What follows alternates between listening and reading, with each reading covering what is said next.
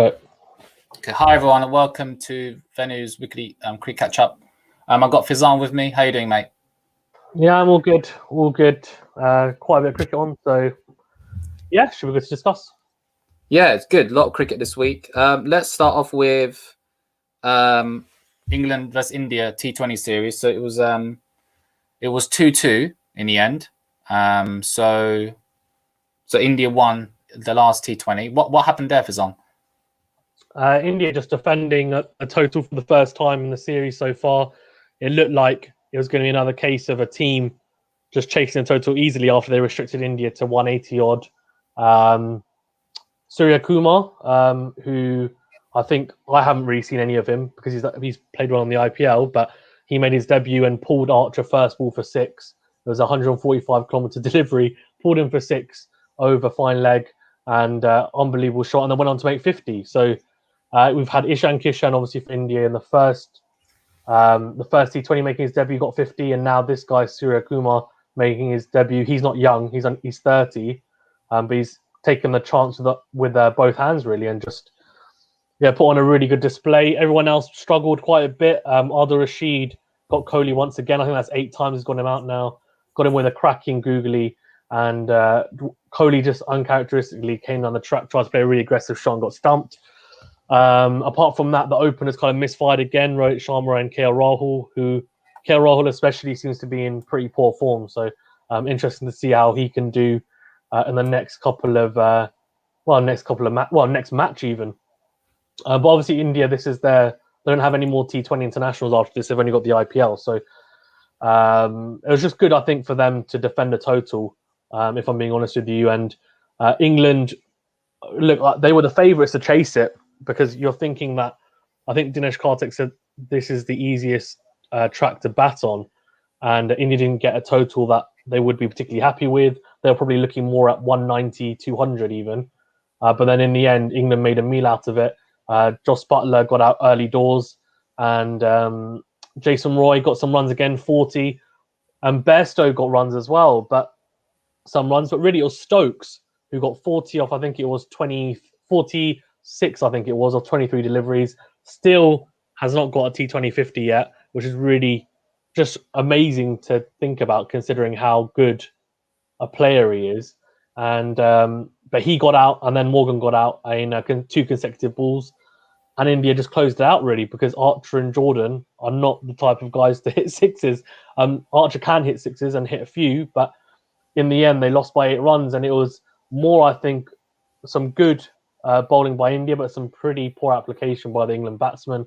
But in a way, it was good. It was the first competitive match we've had, I think, of the whole tour, to be honest with you, which was fantastic to see.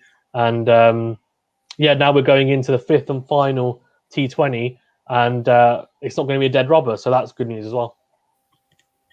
Yeah, that's going to be good. Who do you think's favourites to win that? Could be either, really.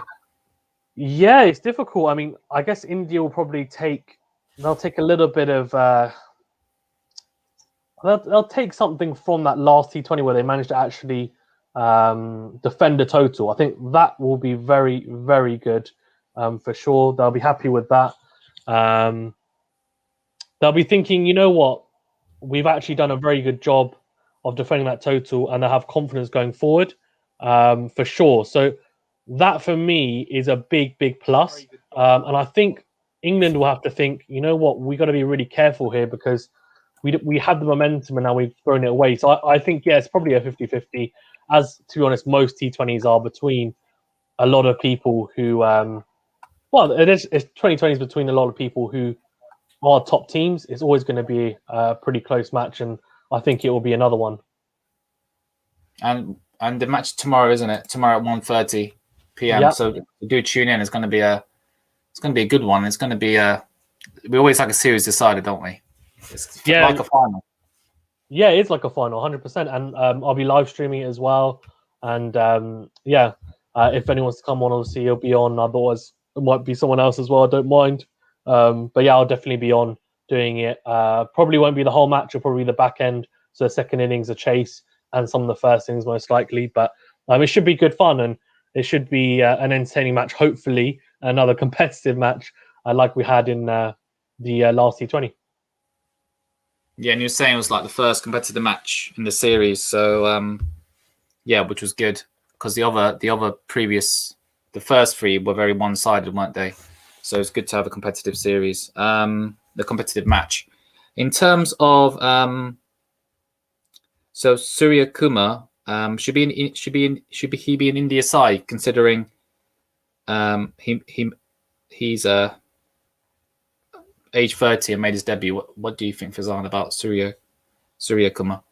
Yeah, I mean, based on his recent performance, I think he's going to be looking to at least play the next T20.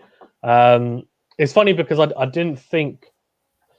I think in the past maybe the IPL hasn't had much bearing, but I think this year it will, just because the T20 World Cup is in India. So especially for Indian players, it will. I know it has in the past, but especially this year because the conditions are going to be the same. So if he goes on to do well tomorrow, even if he doesn't, but then he has a fantastic IPL, then because they've got no other T20 internationals leading up to the World Cup, that will be the biggest bearer, I think. A lot of people wanted to see him in the side. Sky is what they call him. They wanted to see him in the side quite a while ago. So for him to come in and perform well, I think is a lot of relief for a lot of fans. I think he plays Mumbai Indians, so a lot of Mumbai Indian fans as well. So let's see. I wouldn't be surprised if he slots in there, to be honest with you. Maybe you drop Kohli down to 4 as they did, and he can occupy that number 3 spot. It's funny because he gave me a little bit of a feel of when I first saw Devon Conway bat for New Zealand, where it's someone who I probably think can play all 3 formats, probably, considering the type of shots that he was playing. It wasn't bludgeoning like someone like a Jason Roy or Nishan Kishan. It was more kind of good strokes, but also had the power. So he looks like a very good player. Obviously, he's 30, so he doesn't have loads of years left. But, as a batsman, you can bat until you're 35, 36. And that's pretty regular nowadays if you're good enough. So he's still got quite a few years left in him. Yeah, I wouldn't be surprised to see him in the starting 11 come the World Cup. Oh, that's good. So, yeah, it looks like India are kind of tinkering with their side, but England have more or less sorted their side, more or less. Although I'm not sure, are there any players that haven't really performed for England? I'm not too sure. So Sam Curran, there's big questions on Sam Curran because he hasn't really. He's bowled a little bit, bowled well I think one of the matches, but apart from that, hasn't done too much. Hasn't really done anything with the bat at all. So there's a lot of question marks. I've actually seen a lot of forums on Facebook and stuff, people saying that they think that he's overrated. I think that's a bit harsh. I don't think he's overrated. He's only 22. Like, we saw him for Surrey. Do you remember, as a 17-year-old? Do you remember, VENU? We went and watched him. Yeah, quality, wasn't he? Yeah, he was. As a 17-year-old, he was bowling like late 70s, early 80s, and he was getting the ball to swing. And we watched him, I think, in a couple of one-day matches. I think even a longer 4-day match, and a couple of T20s as well, I think, actually. So obviously his brother was playing as well, and I think Sankar was playing at the time as well. We watched him. But yeah, Sam Curran was opening the bowling at 17. So clearly he's someone who they've been like grooming for this type of role in England, to play for England. I don't know. I just think I was expecting him at this age. He's still 22, so he's got time. I was expecting him to be a bit quicker, have a bit more about him. He can, like, he does swing the ball with the new ball, and it can be effective at times. But I just think once you face him a couple of times, you'll figure it out, and you know that he's going to bowl full and try and get the ball to swing. And he's not got that extra pace that rushes you. So there's question marks around that, I guess. I mean, obviously, I think both of us, and you can correct me if I'm wrong, would like to see Moeen Ali in the team. He hasn't played a single match. It kind of makes me think, why did they even bother telling him to come back? Because they've had 4 T20s, he hasn't played a single one. And in India, you'd expect to have 2 spinners, right? They've just gone with Adil Rashid. Sam Curran seems to be just, I guess, not really doing much. Jordan's been a little bit expensive, but then he's got wickets at times. But yeah, I think really, apart from Sam Curran, Mark Wood's been really good. Jofra Archer's been exceptional. Adil Rashid's been good as well. Dawood Malan, I guess, but that's really tough, right? He's a number 1 T20 batsman, and he's got, I think, he's got scores of like 15, 20, but not very quickly either. So he struggled. But it's his first time playing in India, so I think it's tough to expect him to just kind of come in all guns blazing. So if he doesn't perform for the rest of the year, then maybe. But I'd say maybe Sam Curran the only one. Otherwise, everyone else is pretty much okay, I would say. How about in India side? Any issues there? India side, they've got. I say they've got a few, but it's difficult. I mean, they're obviously missing Bumrah and Jadeja, so they'll come back in and that'll strengthen them. I think the openers are the issue, and it's funny because Rohit Sharma, you expect him to just come in and deliver, but he hasn't quite done that. I don't think we're going to see him get dropped at any point. I think he'll definitely be opening in the T20 World Cup. I think more the issue is KL Rahul, who has been a phenomenal T20 player for a number of years, but has been on this run that unfortunately hasn't been particularly flattering for him. And the fact that Ishan Kishan scored runs in his debut and had an injury, which is the reason why he didn't play the last match. Kohli said that they're going to stick with KL Rahul, but I think if he doesn't get runs in the next T20, because he hasn't got runs in any of the T20 so far, and he doesn't get any runs in the IPL, then because as I said, I think it translates this year because of the conditions. Then I wouldn't be surprised if he gets dropped, which would be harsh. But I genuinely think he's treading water at the moment, and he's staying in the side because of previous performances. But yeah, this could be a very poor series. It already is, I think, for him. He'll be looking to turn the tables, but I think he's probably the biggest one in danger kind of come the World Cup. Okay, so that's I think that's all the talking points for the India-England series. No, another talking point. Sorry, so it's Kohli again. Rashid bowled him again. So is he? Would you say Kohli is Rashid's bunny? It seems that that's the case. I mean, it's difficult because I think I was live streaming and lots of people were saying, I think it's more a mental thing.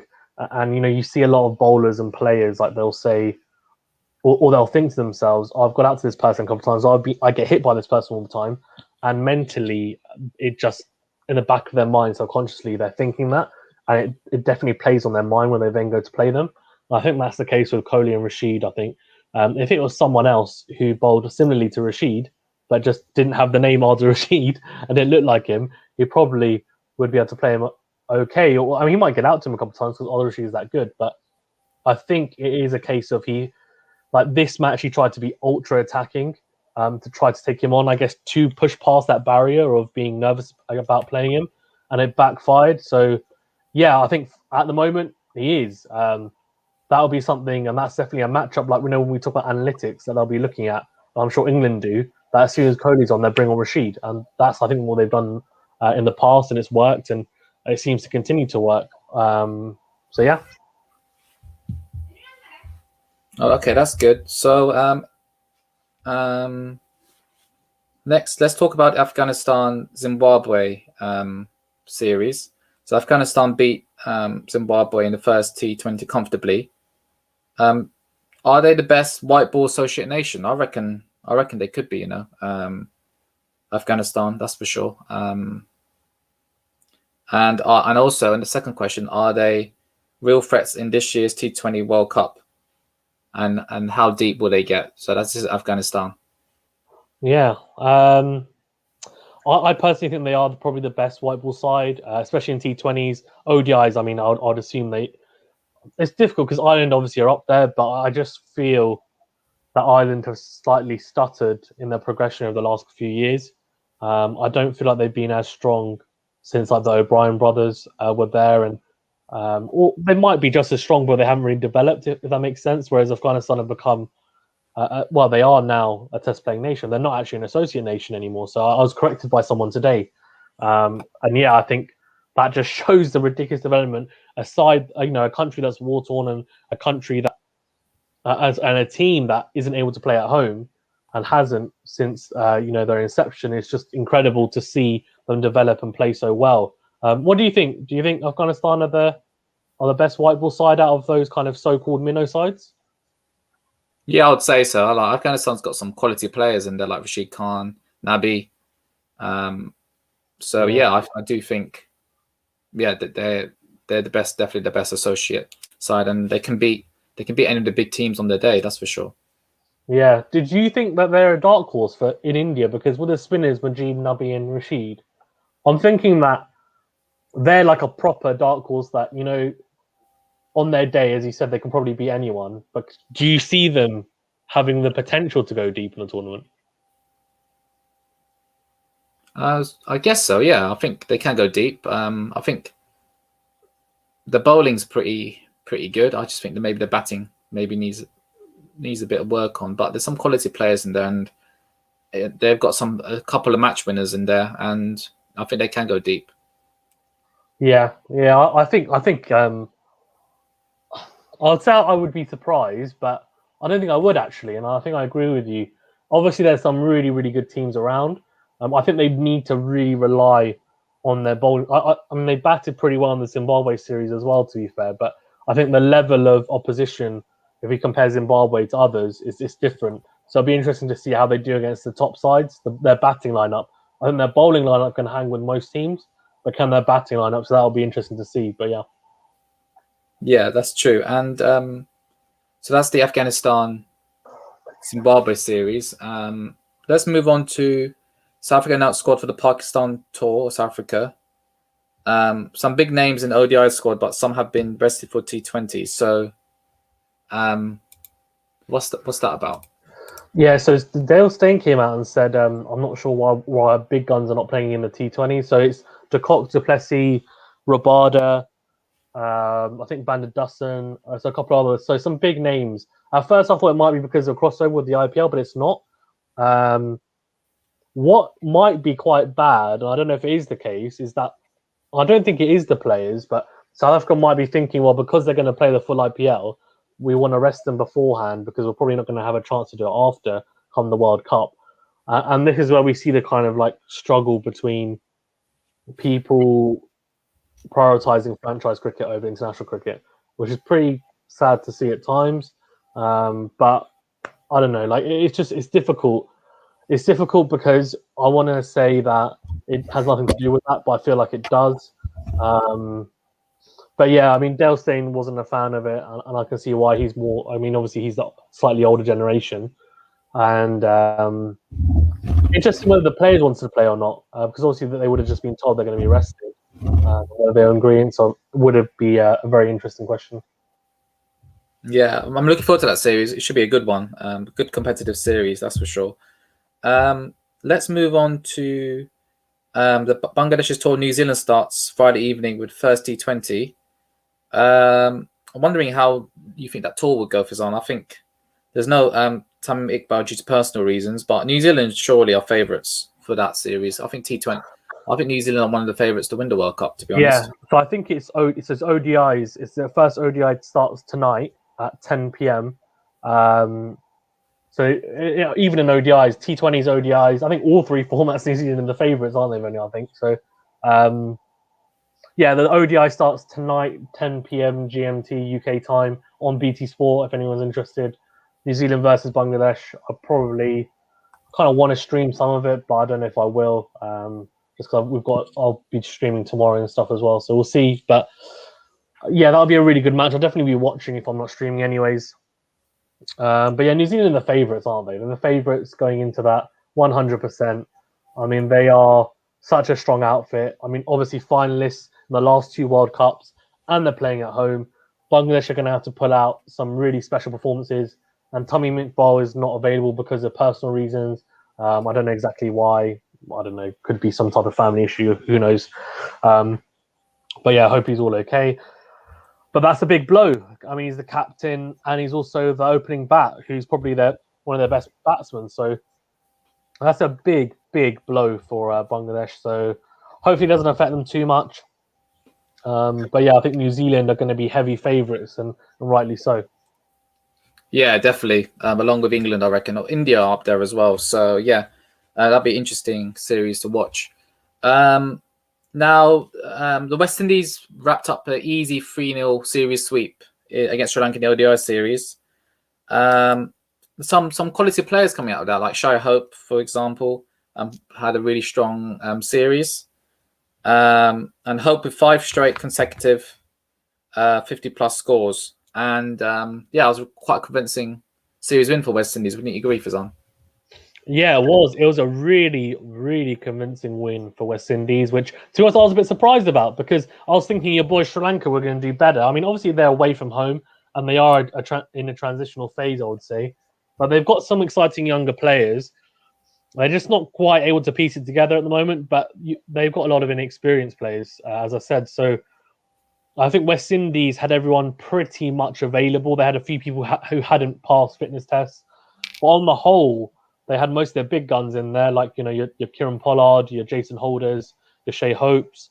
So they had some big guns in there, and Jason Muhammad was coming off the Super 50 in the domestic West Indies tournament. He was the highest run scorer as well. So yeah, I mean, West Indies did exactly what they need to do, which is when Hasaranga was bowling to them, who was the main threat.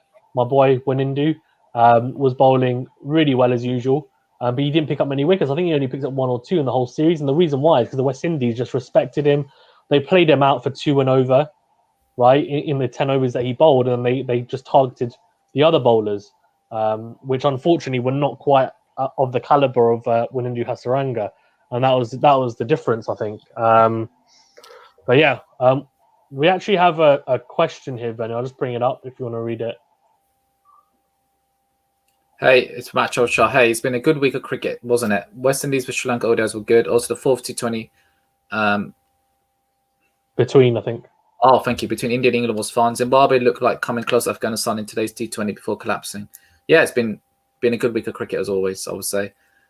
It's a shame that the West Indies Sri Lanka series wasn't very competitive. I think shows the state of Sri Lanka cricket at the moment. But yeah, they've got some exciting plays coming up. And as we said, I mean, Hasaranga scored an 80 odd of, I think it was like 50 odd balls, 60 odd balls, and number 8, which is the highest ever score by a Sri Lankan number 8 in an ODI match. I think we can probably both agree he probably shouldn't be at 8. He'll probably be eventually he'll go up to maybe 6, 5 or 6 longer term. I mean, he looks like a really good talent. Shanaka looks pretty good as well. Chamira did bowl some good spells, like he bowled some absolute peaches at times. I think they're just missing a few players, I think, and obviously, we mentioned it last week. They had that Kamindu Mendes who was ambidextrous, so they've got these talents coming through, but they need to really just hone their skills. I mean, they've also got the left arm wrist spinner in I forgot his name now. I've forgotten his name, but yeah, the left arm wrist spinner, which is completely gone from my mind. But yeah, so he bowled really well as well at times. Anyway, he was a bit predictable with his googly because he would flight it more. But batting wise, when Gunatilaka looks really good, and he bowled quite well as well. So I mean, I'm assuming there'll be a different outfit come when they play at home, for example. Playing away in the West Indies conditions, they're obviously quite spin heavy, Sri Lanka as well. So that wouldn't Sandakan, sorry, is a left arm spinner. So yeah, let's see. But they're in the transitional phase, I think, as you said, Venu, multiple times, and it's definitely correct. I think they are. But let's hope that there's 2 test matches starting on Sunday. I'm hoping they're going to be more competitive, and I would assume that they will be. But let's see. Yeah, I'm looking forward to the test match. That's what I'm tired of all this T20 cricket. Looking forward to some test match cricket, that's for sure. That's proper cricket, to be honest. So yeah. So when does that start? I think that starts tomorrow. Sunday. I think Sunday. I think it's Sunday. Yeah, Sunday. Okay, cool. That's good. So that's I think that's most of the talking points. Let's have a look. So I think that's all the talking points. Hi guys, South African women's team did amazing against India, clean sweep, best African team to ever tour India. Very impressive performance from the South African women's team, and they're looking good for, I think, a World Cup that's coming up later on next year. Yeah, 100%. Yeah, they are. Yeah, they are looking good. Yeah, I guess they'll be one of the stronger outfits, like England. I guess, right? You were talking about England before, so I guess they'll be one of the main challenges, I'd assume. Yeah, that's for sure. Any other questions? No, none for now. We can go on to the awards if you'd like. Awards, yes. So let's start the awards for now. So, is it all right I could quickly turn my light on because it's getting a bit dark? Yeah, go for it. Go for it. So I think many things. So we normally do Star of the Week, upset. No, Star of the Week. Who needs to do their homework? But it's Team of the Week, Star of the Week. Which team needs to do their homework? Which player needs to do their homework? What we're most looking forward to as well. So yeah, all that to look forward to as VENU turns on his lights and makes himself look brighter. There we go, nice and bright. Yeah, I was wary that I was getting a bit hard to see. Yeah. So yeah, Star of the Week. I'm not really sure. I haven't really watched much this week. I don't know really. So I mean, it's Shea Hope, I guess, scored runs on the Sunday, which we didn't really cover. Yeah. So I think he's probably one of the options. But Darren Bravo scored 100 in that match as well. His first 100 since 2016. Wasn't the quickest 100, which is something that he has an issue with. He doesn't rotate the strike probably as much as he should. However, it seems like he is got into some type of nick. So that he's a contender. Also, who else? I mean, we had Gurbaz for Afghanistan scored a very good 80 odd in the first T20. Didn't get any runs today against Zimbabwe, but did pretty well. And then obviously you've got the usual suspects from India and England. Buttler scored a very good 50-plus score against India to really see England home really convincingly. And you also had Surya Kumar, who scored a debut 50, who did very well. Bowling-wise, Takor bowled quite well the other day, although I'm still not fully sold on him. About the death, he did well. Rashid Khan obviously bowling well as usual as well. But I think probably Darren Bravo, I'd say. I mean, he's the only one that scored 100, and it's his first 100 since 2016. So I think that's kind of probably a monkey off his back to finally get a pretty decent score as he's under a lot of pressure. Yeah. So who shall we pick? I'm not too sure. Yeah, I'd probably pick Darren Bravo.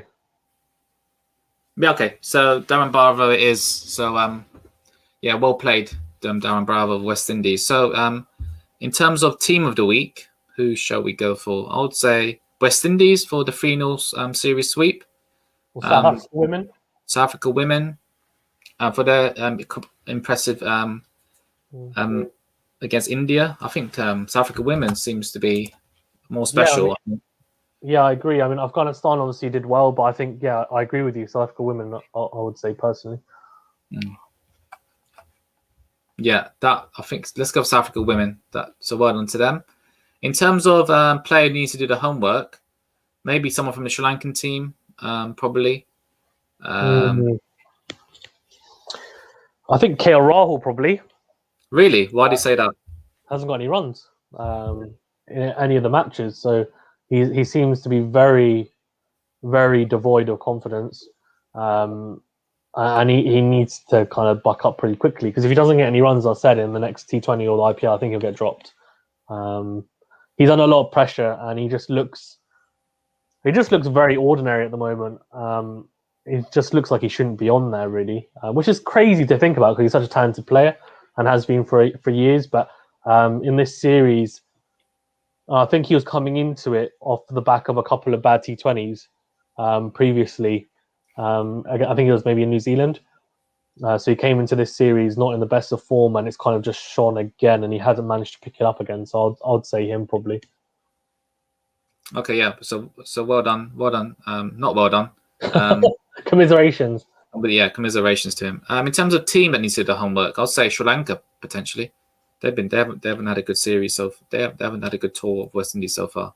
Yeah, I agree. I guess I was thinking maybe Zimbabwe as well, but I think Sri Lanka is probably a good one. They're a talented side. They've got talent. They are not a bad outfit. They really aren't. But they were just convincingly outplayed, and there were times in the ODIs where the spinners tied them down in the middle overs, and they just didn't manage to get that breakthrough they needed and really make that pressure count. So I think that is what was pretty disappointing. from a Sri Lankan point of view, and I think as a collective they can do better. So fingers crossed that they can do better in the Test series and kind of going forward. And I don't know, it'll be interesting to see how they do in the T20 World Cup as well, because they do have some good players. They're missing a few. Like again, I don't know why Kusal Pereira wasn't in the ODI side, why Dickwella wasn't as well. It kind of, to me, I'm not sure why they're not playing for Sri Lanka. I'm assuming they'll come back in to the Test side, but let's see. Yeah, we'll see. I'm looking forward to that series, to be honest. So yeah, let's give it to Sri Lanka. In terms of a moment of the week, but I don't know. There's probably quite a few to pick from. Any good shots, Fazan, that you saw in the England T20s? Oh, there was a shot where Virat Kohli top edged Archer for 6. Did you see that? Yeah, that was ridiculous. So he basically hit the toe of his bat, I think it was, and as he said, he edged it, and it was somehow he was trying to flick it to basically towards Cal corner, and it went for 6, over the keeper's head, which is ridiculous. There was also, I guess, moment of the week. You could say Rashid as well, getting Kohli out in that last one was pretty good.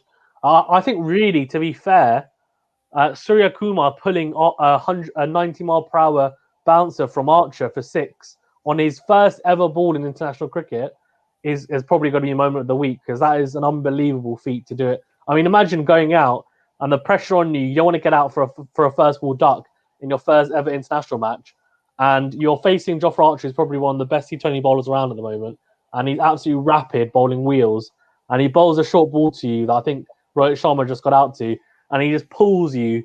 He just pulls Archer for 6 and the way he did it was just, there was a lot of flair to it. So that would be like a standout for me. Yeah, let's give it to that. Yeah, it was quality. In terms of fail of the week, I'm not sure what to give it to. There's quite a few actually. Hold on, let me have a think. Fail of the week. England picking Tom Curran. That was pretty bad. He got slapped around everywhere, as I think I envisaged, and I think he has played well for Surrey at times. He also played well for England. Yeah. Over the last, I think we discussed it in the T20 annual reviews, and it's kind of carried on that form. In the last year and a half, he just has got absolutely slapped about in T20s. He's supposed to be that change-up bowler who gets wickets or contains, and he hasn't done either, unfortunately. Yeah. And he came in because Mark Wood had a bruised heel, and it just they probably should have gone with maybe Reece Topley or someone else, or Moinani or whoever, basically. Anyone but him, really, because unfortunately his first ball went and they went after him straight away, and he just got absolutely destroyed. It was just carnage. So I think that was probably a bad decision from England on their part. Yeah, okay. Let's give it to that. It was bad decision there. And Moeen Ali should have played probably. He probably done a better job. In terms of, I think that's all the awards. In terms of what we're looking forward to this coming week. There's a lot, to be fair. I mean, obviously, we said that New Zealand are playing Bangladesh tonight. I'm kind of intrigued a little bit by that series. Obviously, England are playing India tomorrow. And I think on top of that, we've also got the West Indies versus Sri Lanka. So out of those 3 matchups, what are you most looking forward to, Venu? West Indies Sri Lanka Test match. Yeah? Your Test cricket, Venu is a Test cricketer through and through. Yeah, I think that'll be really good. Magic came as, hey guys, it's 12 midnight here. LOL. Yeah, sorry, mate. He's in Sri Lanka, I think. Magic Gamer. Let's have a look, actually. So when is that? So tomorrow, Afghanistan, Zimbabwe at 10 a.m. But against a dead rubber, so not too exciting because it's a dead rubber. India versus England at 1:30. West Indies, Sri Lanka is at a really good time venue as well. It's at 2 p.m. So that's when's that? Sunday, yeah. 2 p.m. on Sunday. Sorry. So I'm sure Venue will be tuning in for that. I probably won't be doing. I'd like to do a live stream, but I'm so packed this weekend. We'll see. I might try and do a little bit of it if I can. But that should be good. I'll definitely be watching it if not. But yeah. I'm looking forward to that the most. Some Test match cricket instead of all this one-day nonsense. The one days I don't mind too. I think it's the T20. All the T20 nonsense. They're all nonsense. Let's be honest. But ODI's not because it's the World Cup, right? I mean, that's the format for the World Cups, and that's okay. But T20s, I think, yeah, It's a bit of nonsense. Yeah, I agree. There's a couple of comments here from Magical Gamer. If you wanna, need to come in for a bit to see some quality content. Very good. Thank you. SL had a terrible warm-up match, apparently 172 all out or something. Not surprised there, to be honest. They're just not in. They're in a bad situation at the moment, and it's put me off. What do you think? What do you think of that situation? What's your views on it? I think there's a bit of, obviously, maybe money, corruption, maybe in the management. I don't know, selection issues, captaincy issues. I don't know. There's a lot of issues in Sri Lanka cricket at the moment, and we just need to find some good quality talent. I just find it chopping and changing quite a lot, especially, and that's never helpful. But, you know, I think the golden generation has come and gone, and hopefully we'll see another one soon. But we'll see. I'm not too sure, to be honest. It's just unfortunate because a strong Sri Lanka just means the cricket's a lot better for it, isn't it? Yeah, I agree. I mean, Sri Lanka are the only side, right, to have someone, for example, that can come along and he's bowling ambidextrous, which is unbelievable. Or they have someone like Malinga, or you have someone, and not even just that, but you have quality players, right? Just absolutely quality players. And just to kind of lead on from what Magical Gamer was, so they had a game against the West Indies Presidents 11. It's a 2-day tour match. They got bowled out for 172. Dinesh Chandimal got 40, or Shane Fernando got 47. And then West Indies posted 294 with Shea Hope getting 68, Carl Myers 57, Watson Chase 52. And then, to be fair, Sri Lanka managed to end the tour match on 56 for no wicket. So that's a positive sign at least. But I agree with you. There seems to be some kind of politics and selection issues, and it reminds me of West Indies a few years back where they don't have their strongest team potentially. I could be wrong. I'm hoping they can just bring them all together, and I think money is I do find it's really unfair on some of these nations because they don't have as much money as others. And Sri Lanka, I think we can both agree, don't have as much money as some of the top teams. But that does then start with a responsibility to the cricket board as well, I would guess. We have some comments here, VENU, actually, some about the Sri Lanka situation that you're talking about, and some about a couple of others. So just need proper management, need to fix the mentality of players. They really do have the talent. Yeah, that's true. I think they have the talent. They just need to hone that talent and focus it onto something good. And they just need proper management. You know, without any proper management, that can't happen. Yeah, I agree, and I guess that really, when they've really got talent, they need to fix mentality. And you said that they need to hone their skills, and it's almost like that should translate to the players. Because someone, for example, like a Sandakan is such a good. He's a left arm wrist spinner. You don't have loads of them about, and they're a dime a dozen. But if he can just hone his skills and improve his consistency and his variations, he'll be great. A couple more here. They just have quality, just not consistency. That's true. That is true.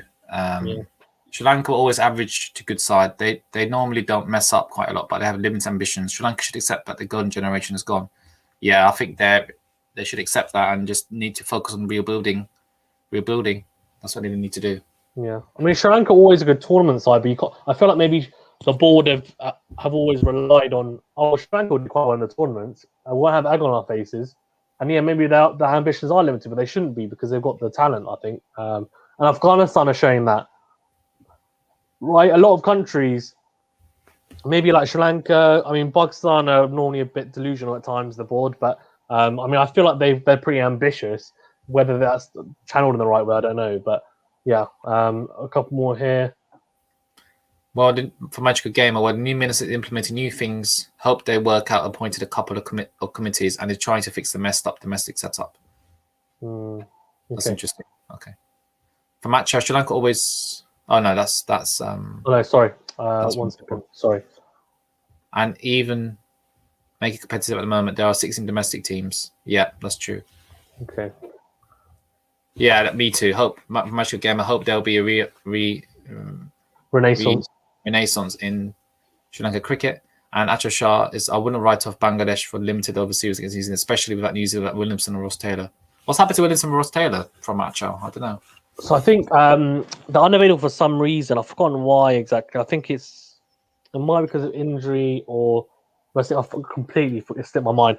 But that might mean, VENU, that we'll see my other boy, Devon Conway, might hopefully get a call up. I want to see him in ODI cricket and Test cricket as well. So yeah, Magical Game was saying here that kind of what we were saying, that he's saying they're rested, I think, from Magical Game. Oh, fair enough. But that will be interesting. A bit like England. Yeah, I don't like. I don't know how they've got. To be fair, actually, they've got quite a bit of cricket, I think, leading up to it. Yeah, we'll see. Cool. I don't think we've got any more questions. No more questions. I think that's all the talking points from this week. Anything to add, Fizan? No, the PSL is starting. I think it's up.